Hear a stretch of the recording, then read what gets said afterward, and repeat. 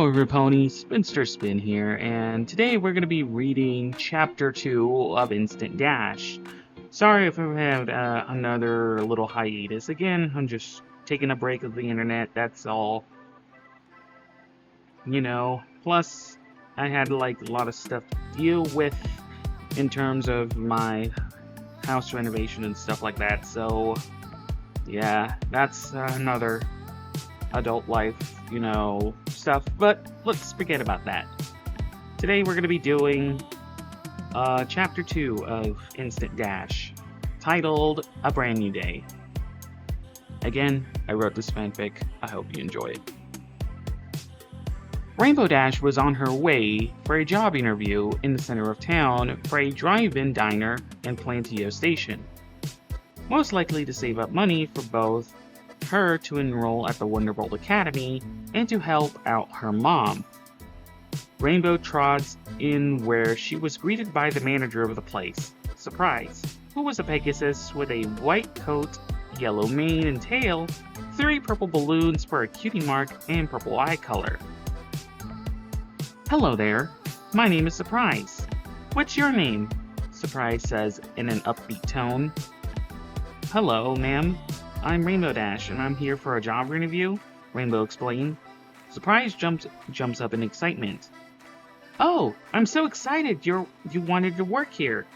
Surprise takes Rainbow Dash to her office in the diner for the job interview, while Rainbow holds her job resume as she enters the office, where Surprise has some filing cabinets and some paperwork scattered on her desk, while her calendar filled with clowns with a clown horn sitting on top of the second filing cabinet.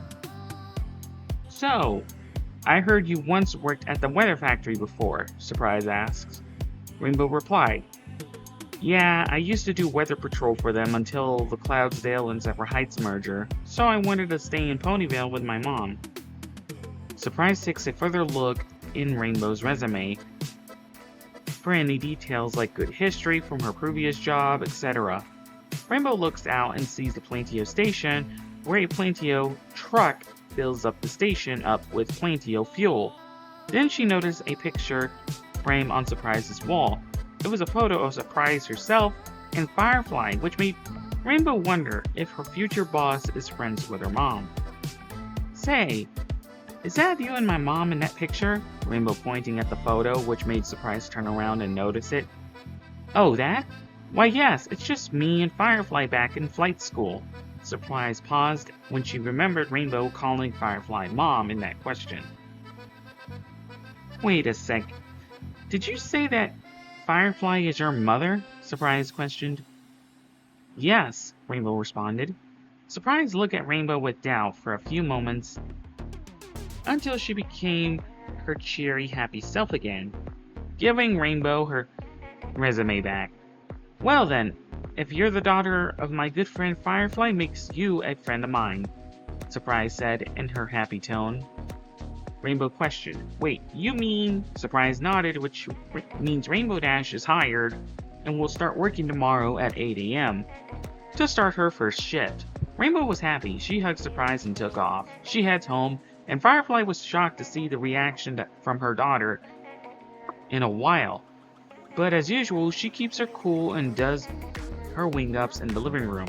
Later on at night, Firefly drove to Surprise's Plantio station and diner to have a late-night tea time with her, since it's one of their favorite things they like to do.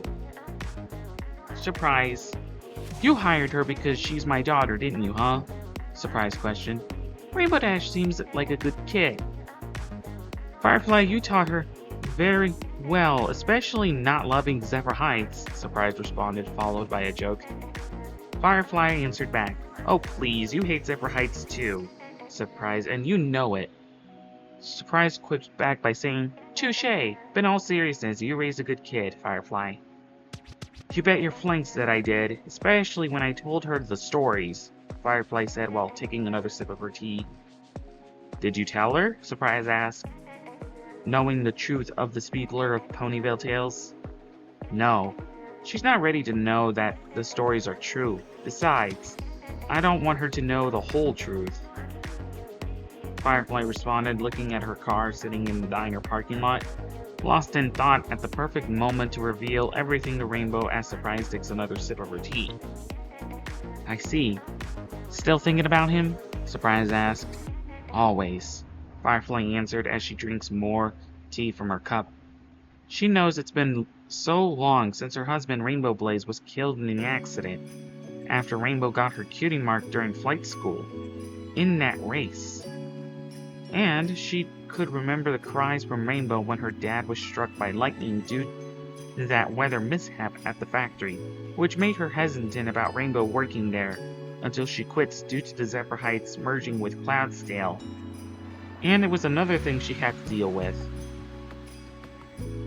Rainbow missed him too, even if she doesn't show it to other ponies, Firefly said, taking another sip of her tea. I'm sorry if I asked. I was wondering, you know, Surprise responded. It's okay, Surprise. I know you didn't mean it. Besides, you're my best friend. I never hold grudges, Firefly answered. The two Pegasi keep drinking their tea as they wanted to move on to another subject so they won't remember the painful sad memories. Surprise talked about how she was able to hire another pony besides just Rainbow Dash, and then she heard that the reputation of the Speedler is still legendary to all street racers to this day, which makes Firefly smirk, since to her it's amusement.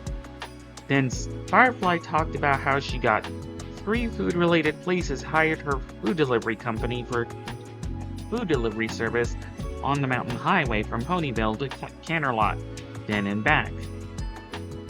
They both laughed, at which Firefly finished her tea time with Surprise and then drove back home, where she sees Rainbow asleep on the couch, exhausted from all the excitement she had today.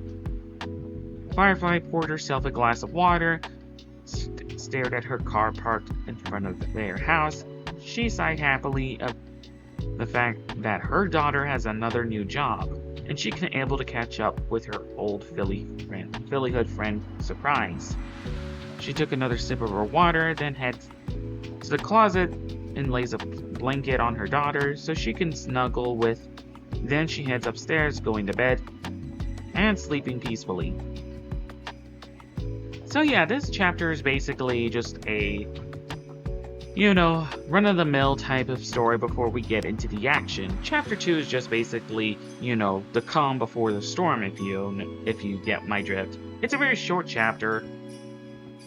Nothing special, and I also put it in the author's note about, how I took too long to write this chapter. It's mostly because I had to rewrite some stuff and all this, so on and so forth, and then how I explained how I'm how much I was, writing the, making videos on this channel, which is back then, last year, so yeah.